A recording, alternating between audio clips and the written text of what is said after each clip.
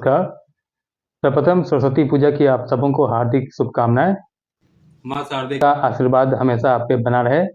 आप खूब मेहनत करें और अपने लक्ष्यों को प्राप्त करें। तो चलिए हम नेक्स्ट अपने कंटेंट पे बढ़ते हैं। अभी आपका क्लास चल रहा था चैप्टर 14 जो कि एफ एंड वी, एन और एफ हुक से रिलेटेड था, है ना। एन और एफ हुक में हम लोग कुछ पॉइंट्स हम लोग डिस्कस कर चुके थे जो कि हमारे पिछले वीडियो में दिया गया है। तो चलिए अब नेक्स्ट उसके आगे हम लोग स्टार्ट करते हैं। मैं N K Singh short hand tutorial and art में पुनः आपका स्वागत करता हूं। नेक्स्ट क्लास हम लोग स्टार्ट करते हैं जो कि रिलेटेड होगा आपका एन एंड एफ हुक से, ठीक है। तो इसमें हम लोग पहले पढ़ चुके थे एन हुक के बारे में, N hook to straight stroke, इसके बारे में जानकारी पिछले वीडियो में दिया गया है। नेक्स्ट पॉइंट हम लोग डिस्कस किए थे N hook to curve strokes. Curve stroke के बारे में भी सारी जानकारी आपको पिछले वीडियो में दे चुके हैं। और इसके बाद हम लोग देख लिए थे F and V hook to straight strokes, ठीक है। एफ और वी हुक स्ट्रेट स्ट्रोक में कैसे लगता है उसके बारे में भी जानकारी आपको दिया जा चुका है। अब नेक्स्ट हम लोग स्टार्ट करेंगे क्या, F and V hook to curve stroke, ठीक है। तो चलिए हम लोग आगे डिस्कस करते हैं। पिछले चैप्टर में हम लोग पढ़ चुके हैं कि एन हुक का यूज कर्व स्ट्रोक में कैसे किया जाता है, ठीक है ना। सेम उसी तरह क्या है अब एफ या वी हुक के बारे में अब बताया जा रहा है कि एफ और वी हुक यदि कर्व स्ट्रोक के बाद आता है तो उसका यूज कैसे करेंगे, ठीक है। कर्व तो एक ही होता है सबके लिए, है ना। कर्व स्ट्रोक है, इसमें छोटा सा हुक लगा देते हैं तभी किसका साउंड करता था, एन का। अब एफ के लिए क्या करेंगे, वो भी तो छोटा स्मॉल कर्व के बारे में ही बोल रहा है कि स्मॉल हुक यदि कर्व स्ट्रोक के इनसाइड में हम लोग देंगे तो वो साउंड करता था एन का। क्लियर। इसलिए क्या किया, दोनों में डिफरेंशिएट करने के लिए कि एफ और वी और एन में कोई कंफ्यूजन ना हो, इसके लिए क्या किया गया कि एफ और वी हुक का कर्व स्ट्रोक के साथ कोई भी हुक नहीं बनता है। जब भी कोई कर्व स्ट्रोक को फॉलो करते हुए एफ या वी का साउंड आएगा उस केस में फुल स्टॉप लिखा जाएगा। Clear. There is no F and V hook to curve strokes. Clear है। तो कुछ इसका एग्जांपल्स देखते हैं, उसके बाद आपका क्लियर होगा, ठीक है। चलिए कुछ हम लोग ऐसे एग्जांपल्स लेते हैं जिसमें कि कर्व के बाद एन का हुक आ रहा हो, है ना, और कर्व के बाद एफ या वी का साउंड भी आ रहा हो जिसका कि हुक हम लोग नहीं लगा सकते, ताकि कंफ्यूजन नहीं हो कि एन का हुक है या एफ या वी का हुक है। क्लियर। तो कुछ एग्जाम्पल के द्वारा इसको समझने का कोशिश करेंगे हम लोग अभी। जैसे है आपका फाइन, फाइन है, एन का यहाँ पे साउंड है ना। एन का साउंड है तो एन का हुक तो यहाँ पे लग जाएगा। आई का डिप्थोंग है तो इसको स्ट्रोक्स को कहाँ लिखेंगे, एबव द लाइन। एफ हो गया, छोटा सा हुक लगाएंगे फाइनल हुक, और यहाँ आई का डिप्थोंग दे देंगे तो एफ के बाद पढ़ेंगे I, fi, and then last one N, fine, ठीक है। लेकिन यही आपका रहता फाइव, फाइव रहने पे क्या होगा, भी का हुक यहाँ पे आएगा, भी का साउंड आ रहा है यहाँ पे तो भी का हुक यहाँ पे नहीं लगेगा, फुल स्टॉक हम लोग देंगे, है ना। हुक देने पे तो एन का साउंड करेगा ना, इसलिए यहाँ पे फुल स्टॉक देंगे, five, F and again F. अब एफ के बाद क्या देंगे यहाँ पे, आई का diphthong, five. Clear. Next example देखते हैं, जैसे आपका लाइन, लाइन में क्या करेंगे, एल है और एन का यहाँ पे छोटा सा हुक दे देंगे और आई का यहाँ पे डिप्थोंग दे देंगे, ठीक है। तो आई का डिप्थोंग है, फर्स्ट प्लेस पे लिखा जाता है, इसलिए इसको स्टॉक को ए अबव द लाइन लिखेंगे और कंबाइंड करके यदि पढ़ते हैं तो क्या हो जाएगा, लाइन। लेकिन यही आपका रहता लाइव। फिर यहाँ वी आ गया, वी का साउंड आएगा तो फुल स्टॉक देंगे, कर्व का यूज नहीं करेंगे, लाइव, आई का यहाँ पे डिप्थोंग। क्लियर। नेक्स्ट एग्जाम्पल आपका है नाइन, एन का स्टॉक है उसमें छोटा सा हुक दे दिए और यहाँ पे आई का डिप्थोंग, नाइन। यही आपका रहता नाइफ, नाइफ के लिए एफ आ रहा है ना तो फुल स्टॉक अंतिम में देंगे, ठीक है, नाइफ। मून, मून में एम और एन का हुक आ रहा है, ऊ का वॉवेल नीचे देंगे थर्ड प्लेस पे, मून। लेकिन यही आपका रहता मूव। मूव में क्या करेंगे, एम हो गया और भी का स्टॉक लिखना पड़ेगा, यहाँ थर्ड प्लेस वॉवेल यहाँ आ जाएगा। ठीक है, मूव। क्लियर है। तो जब भी कर्व स्टॉक में एन का साउंड आएगा तो इनसाइड द हुक देंगे, जो कि साउंड करेगा किसका, एन का। लेकिन यदि कोई भी कर्व के बाद फॉलो करता है कौन सा साउंड, एफ या वी का, उस केस में फुल स्टॉक देंगे ताकि दोनों को डिफ्रेंशिएट कर सके। जब हम डिक्टेशन लें, जब स्टॉक लिखें तो कंफ्यूजन नहीं रहे, एन का साउंड यहाँ पे होगा या एफ या वी का। क्लियर, तब आप क्लियर रहेंगे। इसलिए बोलते हैं रूल्स पोजिशन जितने भी हैं टोटल आपको आना चाहिए। ठीक है, ग्रामोलॉग्स आपको टोटल याद होना चाहिए, फिजियोग्राफी याद होना चाहिए, फिर आपको 80 के स्पीड से कोई नहीं रोक सकता यदि आपका बुक यदि खत्म हो गया है तो। ठीक है, तो ग्रामोलॉग का प्रैक्टिस भी खूब कीजिए और रूल्स पोजिशंस को सबको दिमाग में सेट रखिए, नहीं तो पिछले वीडियोज को उठा के देखते रहिए, पढ़ने का भी काम नहीं है, देखते रहिए तो रूल्स आपको रिवाइज होते रहेंगे। ग्रामोलॉग्स के लिए भी वीडियो है, उसको भी रिवीजन करते रहिए, देखते रहिए और आप आगे एक्सरसाइज अपना बनाते जाएं। क्लियर। ठीक है, नेक्स्ट देखते हैं, नेक्स्ट पॉइंट।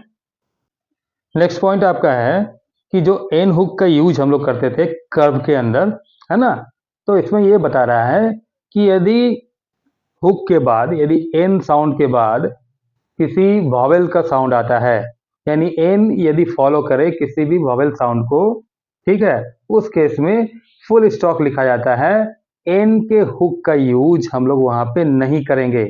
ठीक है, एन या एफ और वी का जो भी हुक था पहले, तो यहाँ पे ये बता रहा है किसी भी हुक का यूज हम लोग उस समय नहीं करेंगे जब किसी भी वॉवेल को वो फॉलो करे, किसी भी वॉवेल साउंड को यदि वो फॉलो करता है उस केस में हुक का यूज नहीं किया जाएगा, फुल स्टॉप लिखना अनिवार्य होगा।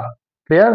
तो क्या बोल रहा है इस पॉइंट में, a final hook can not be employed when the word ends with a vowel sound because a final vowel requires a final stock. Vowels को दर्शाने के लिए किसी भी स्टॉक की आवश्यकता होती है, इसलिए वॉवेल जब यूज होगा उस केस में फाइनल हुक का यूज हम लोग नहीं करेंगे, फुल स्टॉक लिखा जाएगा। क्लियर। तो कुछ एग्जांपल्स देखते हैं इसके, तब ये क्लियर होगा। जैसे है पेन, है ना, तो पेन के लिए क्या करेंगे, पी का स्टॉक और एन का यहाँ पे हुक दे देंगे, ए का वॉवेल दे दिए पेन। लेकिन यही रहता है आपका पेनी, एन के बाद क्या आ रहा है, ई का वॉवेल आ रहा है, तो यहाँ पे फुल स्टॉक लिखना पड़ेगा, हुक का यूज हम लोग नहीं करेंगे। पेनी। क्लियर है। नेक्स्ट रहता है आपका पफ। पफ के लिए पी और एफ का हुक पफ, लेकिन रहता है आपका पफी, एफ के बाद ई का फिर वॉवेल साउंड आ रहा है, तो पफी के लिए पूरा पफी। ठीक है। नेक्स्ट आपका है फन। फन में क्या करेंगे, एफ और एन का हुक हम लोग यहाँ पे लिख सकते थे फन में। क्लियर। लेकिन यही आपका रहता फनी, तो फनी में ई का देखिए वॉवेल को फॉलो कर रहा है, इसलिए यहाँ पे फुल स्टॉप लिखेंगे, हुक का यूज नहीं करेंगे। फनी। क्लियर है। नेक्स्ट आपका है मेन। मेन में एन का हुक दे दिए, ए का यहाँ पे वॉवेल दे दिए, लेकिन रहता है आपका मेनी, तो मेनी रहेगा तो फुल स्टॉप देंगे वहां पे, मेनी। क्लियर है। तो जब भी हुक जो है वॉवेल के साउंड को यदि फॉलो करता है उस केस में फुल स्टॉप लिखा जाता है, हुक का यूज नहीं होता है। क्लियर है। नेक्स्ट देखते हैं हम लोग। अब नेक्स्ट पॉइंट आपका है एलएन और एसएचएन के बारे में, कि एलएन और एसएचएन का यूज हम लोग कैसे करते हैं, है ना। तो एल में यदि एन का हुक लगा है तो एलएन का साउंड करता है ना। एसएचएन, एसएच जो है डाउनवर्ड स्टॉक है, एसएच में एन का लगा है तो एसएचएन का साउंड करता है। ठीक है ना। तो एसएचएन हम डाउनवर्ड और अपवर्ड ये हम दोनों कंडीशन में यूज करते हैं। कुछ एग्जाम्पल्स इसके हम लोग देखते हैं तब ये क्लियर होगा। जैसे फर्स्ट है आपका गैलन, है ना, तो गैलन सिंपल है, हो गया, है ना। एल में एलन का यूज यहाँ पे हो गया गैलन में। मेलन, एलन का यूज कर सकते हैं, एल में एन का हुक। ठीक है। Fallen, fallen. ठीक है। रन में हम लोग एल एन का यूज डाउनवर्ड किए, है ना, क्योंकि डाउनवर्ड लिखने में ज्यादा सुविधाजनक है, इसलिए यहाँ पे डाउनवर्ड एल एन का यूज हम लोग कर रहे हैं। लिखते लिखते खुद ही आपको अभ्यास हो जाएगा कि इस स्टॉक को हम लोग डाउनवर्ड लिख सकते हैं। सिचुएशन, सिचुएशन में देखिए कैसे लिखते हैं, ऐसे चेन का यूज यहाँ पे डाउनवर्ड कर रहे हैं। सी यू डिप्थोंग, ट्राइफॉन्स का यूज हो रहा है, यू में टिक लगा दिए तो यू हो गया। सिचुएशन, क्लियर है। तो ये सब कॉमन वर्ड है जो कि आपके डिक्टेशन में बार बार आएंगे, तो इसका प्रैक्टिस अच्छी तरह से कर लीजिए। बाद में तो सिचुएशन लिखने के लिए हम लोग शॉर्ट फॉर्म में बनाएंगे सिचुएशन, या नहीं तो केवल एस एच एन का यूज करते हैं तो भी सिचुएशन का साउंड हम लोग करता है। स्पीड में डिक्टेशन के लिए बाद में करेंगे, लेकिन एज पर रूल जो है सिचुएशन इसी तरह लिखा जाएगा, ठीक है। सिचुएशन। एक्सटेनुएशन, ऐसे चेन का यूज यहाँ पे अपवर्ड करेंगे, ठीक है। तो यहाँ पे ई और यू का यहाँ पे वॉवेल दे देंगे, ट्राइफोन्स हो जाएगा, ठीक है। तो इस तरह हम लोग एल एन और एस एच एन के हुक का यूज करते हैं, क्लियर। कुछ और एग्जाम्पल्स बुक्स में दिए होंगे, उसको आप लोग कीजिए। यदि कोई भी कंफ्यूजन हो तो हमारे कमेंट बॉक्स पे लिखिएगा, ठीक है। नेक्स्ट देखते हैं हम लोग। नेक्स्ट पॉइंट आपका आता है कि हुक का यूज मिडिल पोजीशन पे भी किया जाता है ना। यदि पूरा स्टॉक आपका बन रहा है तो मिडिल पोजीशन में हुक का यूज हम लोग कर सकते हैं। तो उसके कुछ एग्जाम्पल्स देखते हैं, तब आपका क्लियर होगा। जैसे है आपका प्लेंटी, है ना, प्लेंटी, ठीक है। एजेंट, एजेंट, पनिश,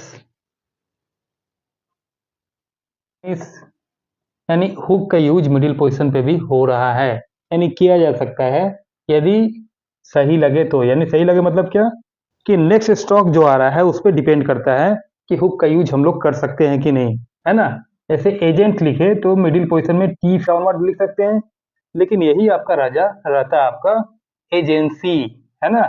अब एजेंसी कैसे लिखेंगे भाई, अब यहाँ पे इसको दोनों को डिफ्रेंशिएट करने के लिए एजेंसी को पूरा लिखेंगे, ठीक है। ग्रेविटी, तो ग्रेविटी में पूरा लिखेंगे, क्योंकि ग्रैब लिखना हो तो ग्रैब तो इतना आ जाएगा। और टी कहाँ लिखेंगे, टी अपवर्ड डायरेक्शन में नहीं लिख सकते। जिस स्ट्रोक का जो भी डायरेक्शन हो, आइदर वो अपवर्ड हो या डाउनवर्ड हो, तो उसको उसी डायरेक्शन में यूज करते हैं, क्लियर। तो टी अपवर्ड नहीं आएगा, ये गलत हो जाएगा। ग्रेविटी के लिए क्या करेंगे, पूरा स्ट्रोक लिखना पड़ेगा, क्लियर।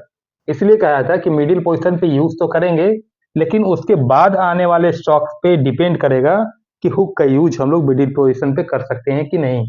नेक्स्ट है आपका डिफेंस, मिडिल पोजीशन में आ जाएगा डिफेंस, ठीक है। एक्चुअली इसको क्रॉस करके लिखिए डिफेंस, ठीक है। उसके बाद है आपका रेफर, रेफर, ठीक। तो इसमें ये समझाया जा रहा है कि हुक का यूज मिडिल पोजीशन पे भी किया जा सकता है, और ये डिपेंड करता है आपका हुक के बाद वाले स्टॉक पे कि हुक का यूज करेंगे या फुल स्टॉक लिखेंगे, क्लियर। कुछ और एग्जांपल्स होंगे आपके बुक्स में, उसको आप लोग ध्यान से देखिए। कोई भी कंफ्यूजन हो तो कमेंट्स बॉक्स पे जरूर लिखिए, क्लियर। नेक्स्ट पॉइंट देखते हैं। नेक्स्ट पॉइंट आपका आता है सिलेबल NER, है ना। NER के लिए क्या है, NER इस तरह हम लोग लिखते हैं, एन में आर का हुक, ठीक है। या जो एन का कोई भी स्टेट ऑफ स्टॉक में यदि एन का हुक लगाते हैं, उसके बाद यदि आर लगाते हैं, तो ये भी एन ई आर का ही साउंड करेगा, यानी दोनों जो है नर का ही साउंड करता है। तो इसका यूज हम लोग कब करेंगे, जब हुक एन लगा हो और उसके साथ पूरा आर का डाउनवर्ड स्टॉक लगाते हैं। कब, कोई भी स्टेट अप स्टॉक में, स्टेट ऑफ स्टॉक के बाद NER सिलेबल के लिए क्या करेंगे, एन का हुक और आर का फुल स्टॉक लिखेंगे। अदरवाइज कोई भी केस हो उसमें NER के लिए एन और आर का हुक ही यूज होता है, जहां भी नर का साउंड करे। जैसे ओपनर, ओपनर में क्या हो गया, ऊपर से डाउनवर्ड स्टॉक आ रहा है, ठीक है। ओपनर तो नर हम लोग ये यूज करेंगे, ठीक है। ज्वाइनर, ये भी डाउन स्टॉक है, डाउनवर्ड है, NER का हम लोग यूज कर लेंगे यहाँ पे। ठीक है, ज्वाइनर में यहाँ वाई का स्टॉक डिप्थोंग लगाएंगे, ज्वाइनर हो गया। नेक्स्ट आपका क्या है, लाइनर। लाइनर अप स्टॉक है लेकिन स्ट्रेट अप स्टॉक नहीं है। कौन सा स्टॉक है ये, कर्व स्टॉक है, इसलिए एनईआर लेवल का ही यूज होगा, एनईआर का लाइनर। लेकिन यही आपका रहता है रनर। ठीक है, तो रनर में क्या करेंगे, रनर इस तरह लिखेंगे, एन एंड आर डाउनवर्ड। इसमें एनईआर लेवल का यूज नहीं हो रहा है। कब नहीं होता है, जब स्ट्रेट अप स्टॉक उससे पहले आए तो। क्लियर। उसी तरह रहता है आपका विनर। विन हो गया, आर लगा दिए। ठीक है, विनर। क्लियर। तो इसके और भी कुछ एग्जांपल्स बुक्स में होंगे, उसको ध्यान से देखिए और हर एक एग्जांपल्स को टच कीजिए, तभी आपका एक्सरसाइज पूरा बनेगा। क्लियर। लास्ट पॉइंट आपका है, एन और एफ हुक का यूज हम लोग फ्रेजियोग्राफी में भी कर सकते हैं, है ना। जिस तरह फ्रेज बनाते थे पहले, तो फ्रेजियोग्राफी में भी इसका यूज होता है। किस तरह होता है, कौन कौन से वर्ड का, बीन, देन, ऑन, ओन, ये एन हुक के द्वारा दर्शाया जाता है फ्रेजियोग्राफी में, है ना।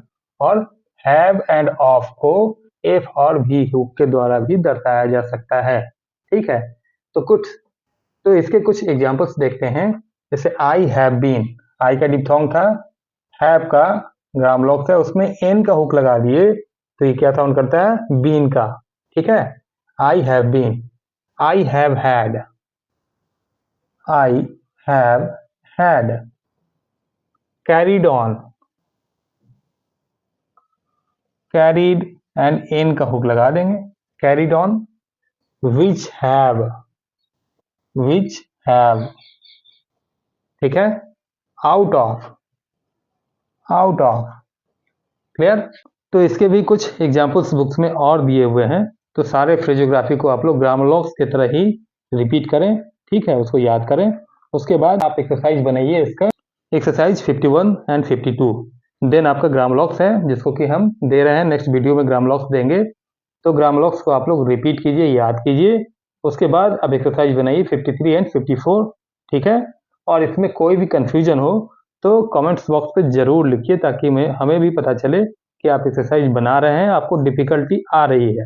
क्लियर। तो अभी तक के लिए इतना ही। यदि आपको हमारा वीडियो अच्छा लगे तो इसे लाइक, शेयर और सब्सक्राइब जरूर करें, क्योंकि सब्सक्रिप्शन का रेट भी काफ़ी स्लो है, 78 हुआ है अभी तक। और जब तक 100 नहीं होगा, लाइव क्लासेस हम आपके लिए नहीं ला सकते हैं, नहीं ले सकते हैं। यदि लाइव क्लासेस लेंगे तो आपको ज़्यादा सुविधा मिलेगी, आपका जितने भी डिफ़िकल्टीज होगा, जितने भी कन्फ्यूजन्स होंगे, उसको लाइव क्लासेस में उसी समय सॉल्व किया जा सकता है। ठीक है, तो अभी तक के लिए इतना ही। Best of luck.